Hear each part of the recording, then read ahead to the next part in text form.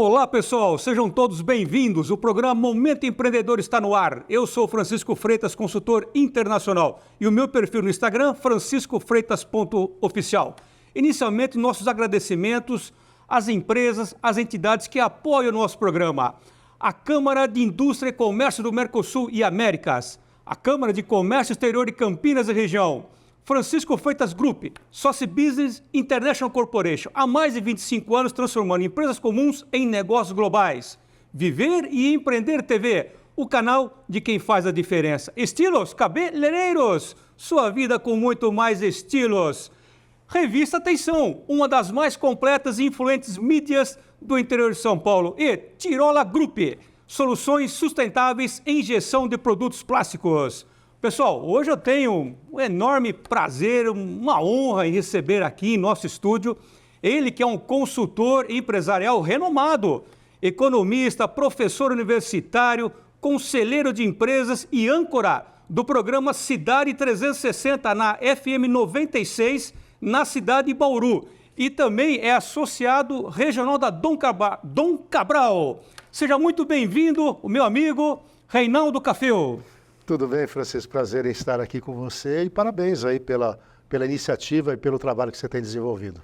Nós agradecemos, Café, em nome de toda a diretoria da TV FIB. É uma honra recebê-lo aqui no nosso programa. Você que é o âncora de um programa campeão de audiência no período da manhã, entre 6 e 8 horas da manhã. O Cidade 360 foi uma proposta diferente, né, que o Jornal da Cidade, junto com a 96 FM, firmaram, né? E eu atuei por mais de 20 anos na 94 FM. Eles me procuraram com a proposta, uma integração entre a rádio, YouTube, Facebook, né? Quer dizer, multimídia, com uma dinâmica que mescla notícias e comentário, com entrevistas ao vivo diariamente. Então, foi uma proposta, vamos dizer assim, desafiadora, né? Depois desse período todo que eu fiquei na 94. E estamos indo bem. No primeiro ano, a gente já teve uma moção de aplauso lá na Câmara Municipal e a Associação Comercial acaba de nos brindar com o destaque revelação.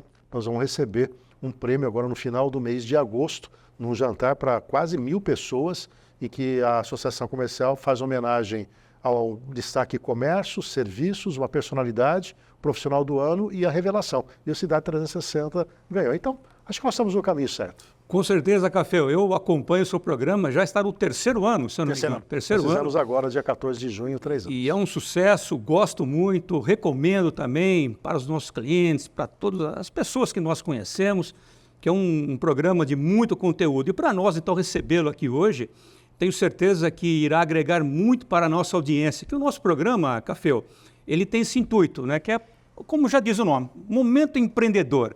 Então, seja para o empresário, o empreendedor, e você com a sua vasta experiência, eu tenho certeza que irá, então, agregar demais aqui para o nosso programa. E para começarmos, Café, então eu gostaria que você, né, fizesse, assim, uma análise.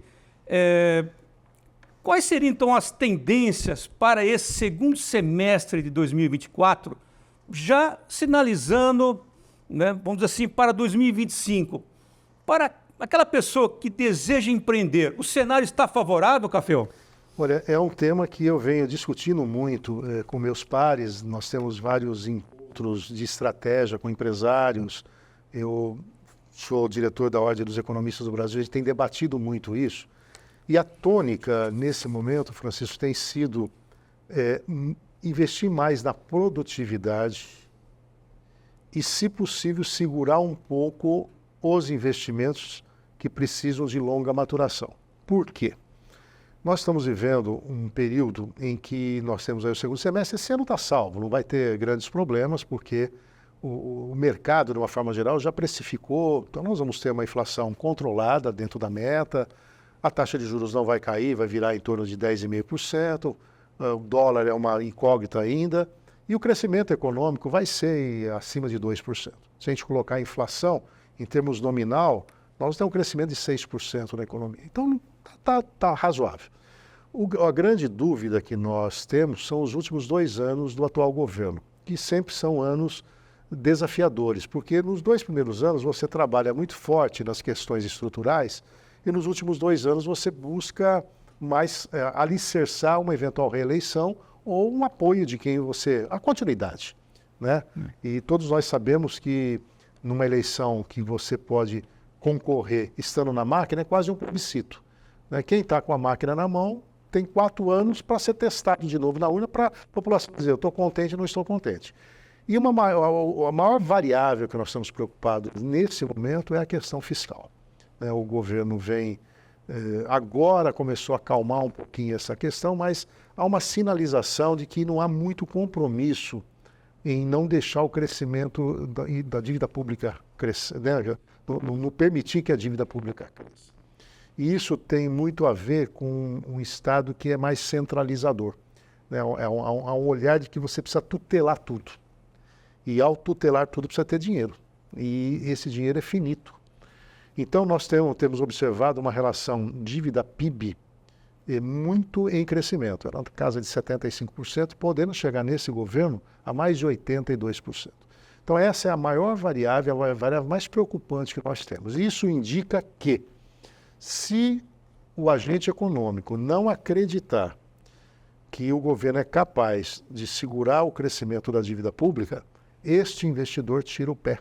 E se ele tira o pé, você acaba não levando a um crescimento econômico.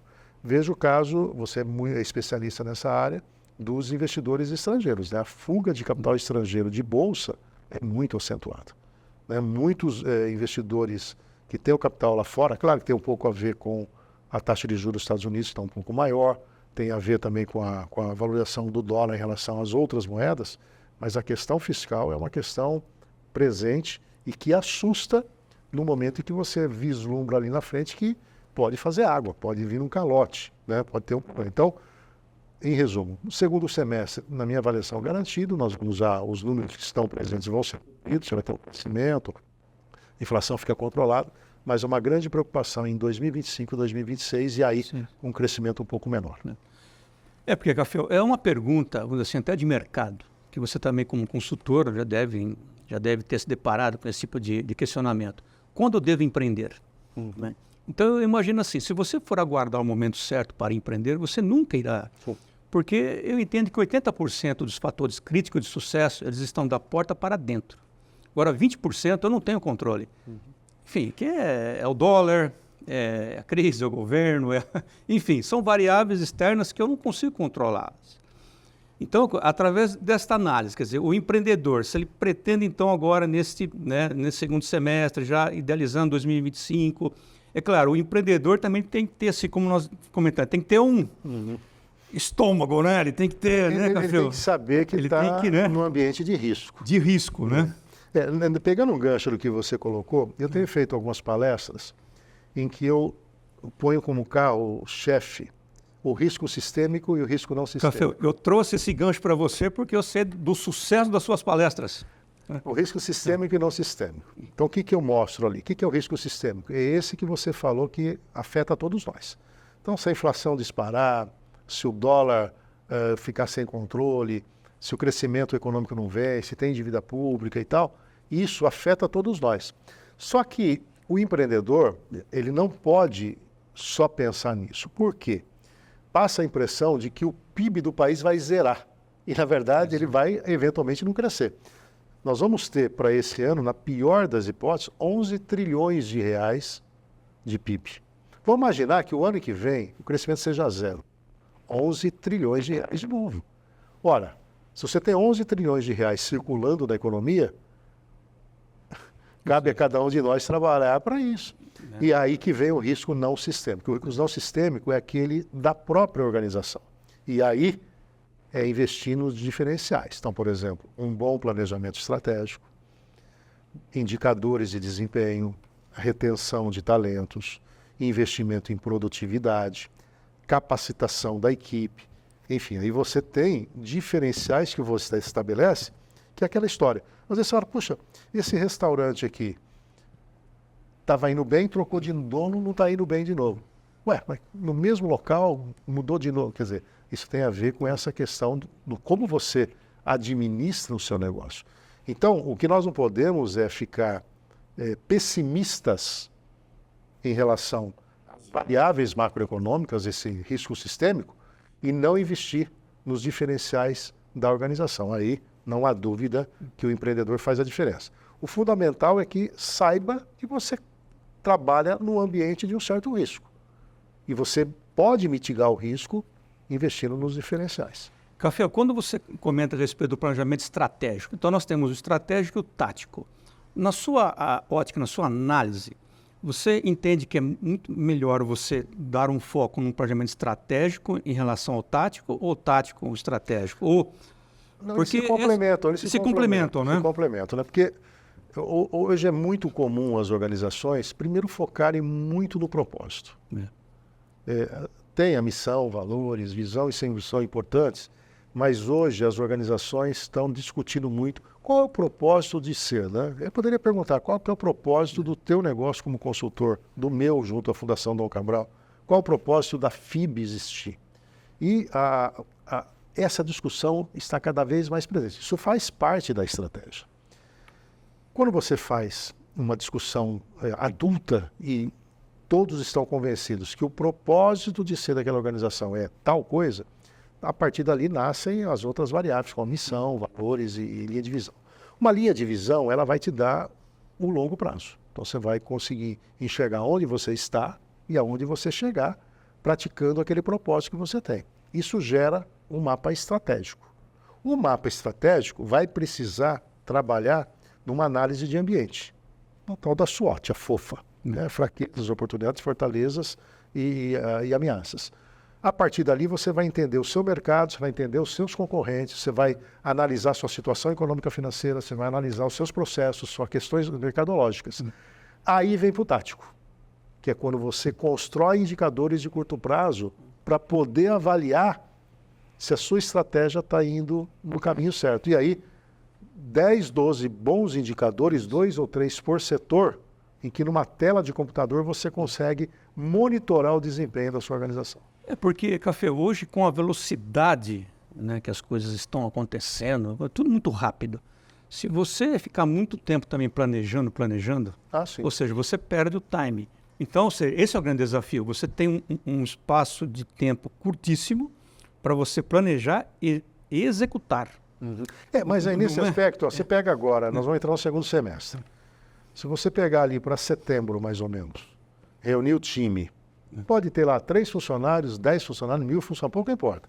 Pega um time que você consiga discutir um pouco a questão estratégica e tática com ele. Vai discutir já o orçamento do ano que vem. Começa a reavaliar o seu propósito. Começa a colocar algumas métricas da onde você quer chegar. Você vai chegar em outubro e novembro com esse mapa pronto. Aí, a partir do ano que vem, faça uma agenda gerencial mensal, acompanhe o desempenho. Fazer a manutenção, e aí as você revisões. propõe planos de ação para fazer as correções. Então, o cara de vendas não está performando, qual a sua estratégia para performar? O RH não está retendo talentos, por exemplo, qual a sua estratégia para reter? A produção está com baixa produtividade, qual a produção para isso? Então, você vai fazendo planos de curto prazo e que isso pode lá. Isso pode acontecer numa empresa de 2 funcionários, de 10 ou de 100. Exato.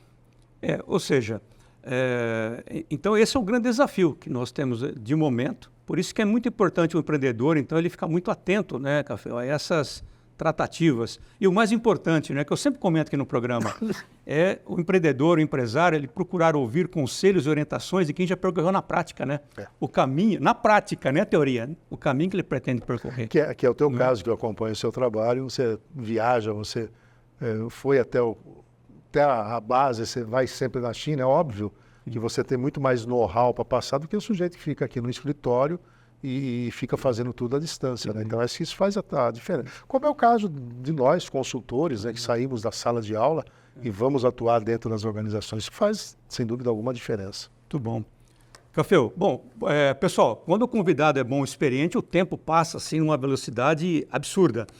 Cafeu, eu vou pedir licença a você e também a nossa audiência. Eu preciso fazer um rápido intervalo e já retornamos. Pessoal, então vamos para um rápido intervalo. Estou aqui hoje conversando com Reinaldo Cafeu. É rapidinho, já retornamos.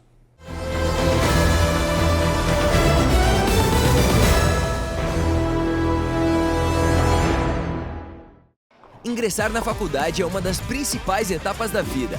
O aluno chega com tudo: sonhos, desejos, muita expectativa e uma baita vontade de estudar. E a FIB vem com tudo também. Laboratórios completos, aulas 100% presenciais e cursos de excelência, sendo 4 deles nota máxima no MEC. Professores mestres, doutores e que atuam profissionalmente com aquilo que ensinam. Comece sem pagar mensalidade e trabalhe já nos primeiros anos.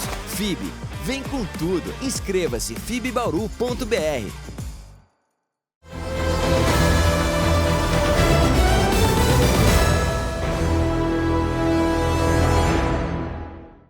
Olá, pessoal. Estamos retornando com o programa Momento Empreendedor aqui na TV FIB.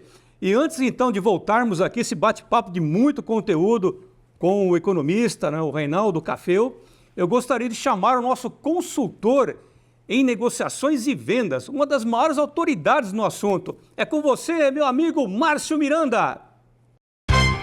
O Minuto do Sucesso, com Márcio Miranda. Sempre que eu pergunto qual é o oposto do amor, a resposta vem errada. Todo mundo fala que é o ódio, e não é. O oposto do amor é a indiferença. O mesmo acontece numa negociação. Se o outro lado está levantando objeções, defendendo de forma assim enfática o seu ponto de vista e questionando o que você fala, é porque existe interesse em fazer negócio. Fique mesmo preocupado é quando o outro lado não falar nada, ficar quieto. Falta de interesse é demonstrada por apatia. E a indiferença é a mesma coisa, e nunca por objeções.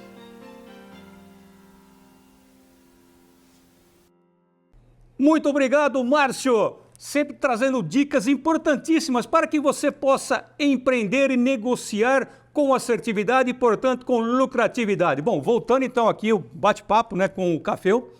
Cafeu, bom, eu sempre comento aqui, eu trago os empresários, profissionais, e nós temos uma aula, né, sempre. Então, hoje com você, um convidado de muita experiência, é fácil esse bate-papo, porque Obrigado. Você desenvolve o assunto, me ajuda muito também a conduzir aqui essa nossa entrevista. Café, agora, nesse cenário todo, seria possível, quais seriam então os 3 pilares que um negócio precisa realmente, vamos assim, valorizar para ter sucesso? É possível? Uns 3 pilares? Eu penso que a primeira é o empresário, o empreendedor saber que ele vai correr risco. Então, isso é um pilar que ele precisa ter a consciência. Olha, eu vou trabalhar num ambiente de risco. Diferentemente de você ser um funcionário dentro de uma empresa, que você tem ali a garantia da sua remuneração, ou um funcionário público que tem a estabilidade, o empreendedor ele vai conviver num ambiente de risco. A outra é aquilo que nós conversamos no bloco anterior, de ter um propósito. Por que você está fazendo isso?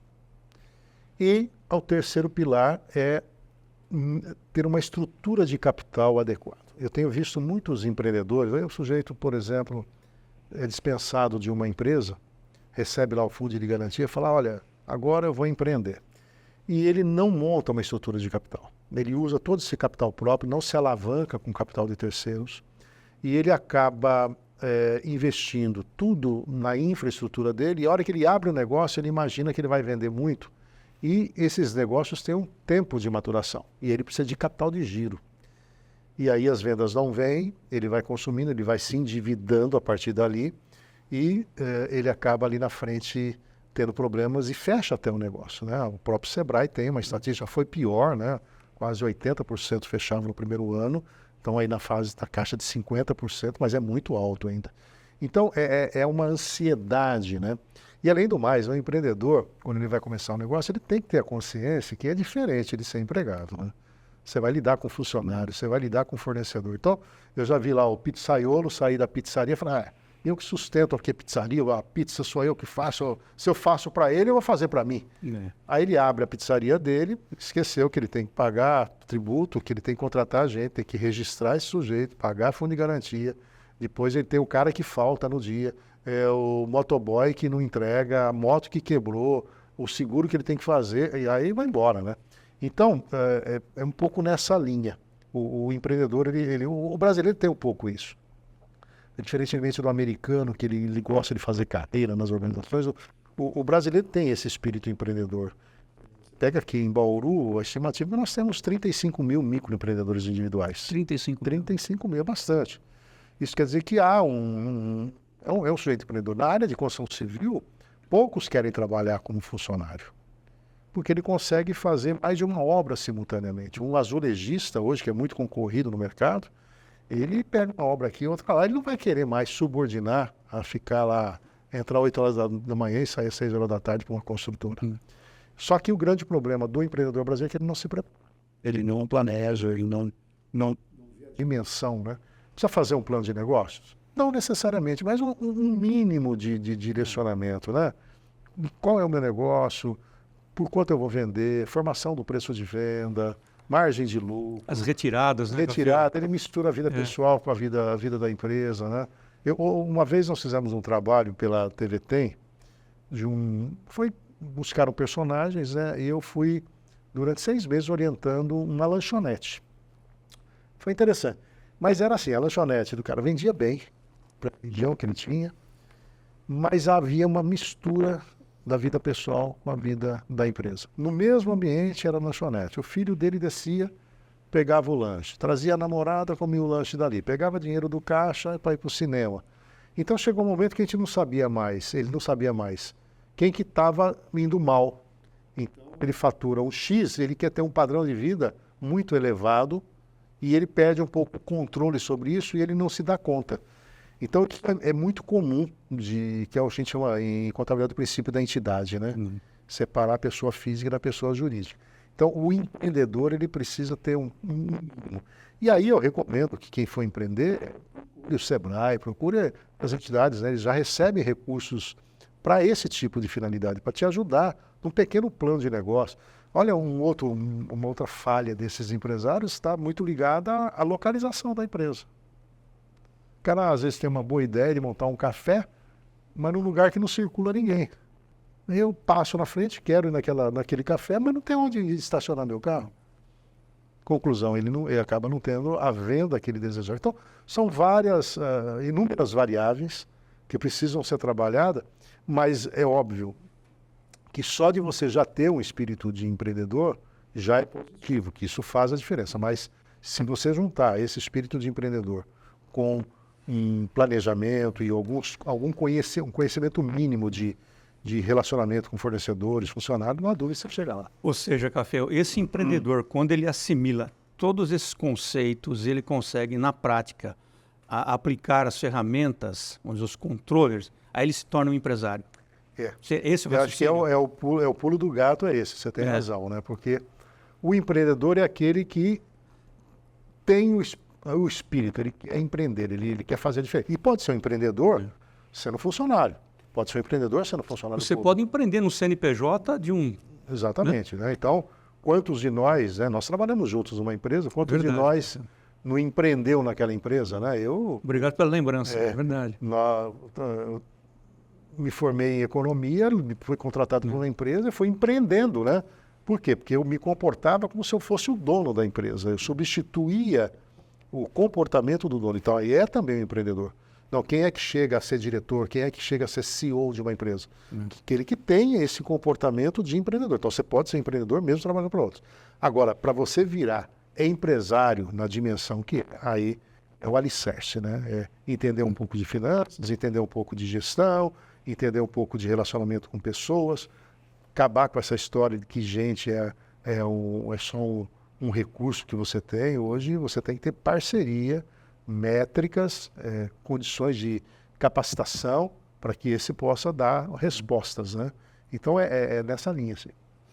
Café, você recorda algum case, assim, vamos dizer, um projeto que você desenvolveu, que realmente você falou, não, esse aqui realmente é marcante? Claro, não precisa citar nomes, né? Assim, mas eu fui exemplo até para a nossa audiência. Eu tive um desafio numa empresa, também não vou citar um nome. Desafio. Eu fui como consultor. Essa empresa estava passando por um processo de profissionalização da dívida. Eu reuni todos os credores financeiros, montamos uma estruturação, prazo dilatado, com carência. Eles entenderam esse momento, com garantias, naturalmente. Então a gente fez a reestruturação financeira. E, na sequência, esses empresários me convidaram para substituir aquele profissional. Eu falei, puxa, mas eu tenho consultoria. Ele falou, não, a gente ajusta para você ficar com alguns clientes, mas ao mesmo tempo ficar o maior tempo no aqui. E foi muito gratificante, porque eu ajudei ele a fazer a transição, nós conseguimos contornar as questões financeiras, não foi... Era uma empresa que trabalhava também com clientes que atrasavam sistematicamente pelo porte deles, incluído o setor público, mas a gente conseguiu estruturar o Centro de Serviços Compartilhados, conseguimos introduzir indicadores de desempenho, nós conseguimos criar anualmente o nosso fórum de debate, introduzimos todo o plano estratégico e depois de 5 anos eu acabei deixando a organização e espero ter deixado lá um legado. Mas foi assim um olhar, vamos dizer assim, bastante crítico sobre a dificuldade que às vezes o empresário tem de fazer a transição para a profissionalização sem muito critério. E isso pode, às vezes, levar a empresa para o buraco. Café, eu queria te fazer mais uma pergunta. Como eu sei que você é um profissional muito experiente, então eu fico à vontade para lhe perguntar nesse sentido. Por exemplo, na sua análise, você entende que os empresários, eles muitas vezes atuam assim com uma certa, vamos dizer assim, eu não vou dizer arrogância, mas tipo assim, as medalhas do passado não garantem, né, o sucesso no futuro. E muitas vezes, tipo assim, não, a minha empresa está indo muito bem, nos últimos 5 anos nós bombamos, né, então eu não preciso, quer dizer, isso existe, Café. Eu não digo arrogância, né, eu digo, mas aquele, né, o olhar de, né, eu sou bom, eu não preciso de ninguém, eu não preciso da sua consultoria, né, porque minha empresa, ela está voando, ela está... Existe, Café. Mais comum do que se imagina. Eu te perguntei porque eu sei que você é muito experiente, você vai conseguir avaliar bem essa pergunta. A Fundação Dom Cabral, a gente leva soluções para as empresas e a gente tem que conversar com esse empresário, mostrando para ele a necessidade de ele olhar para o longo prazo, dele capacitar o time. Desculpa se eu interromper você, mas eu chamo isso também da miopia empresarial, né? Tá certo, não é isso mesmo? E aí, é óbvio, né, que eu sempre separo um pouco, né? Às vezes eu sento com um empresário que tem um faturamento anual de 500 milhões de reais.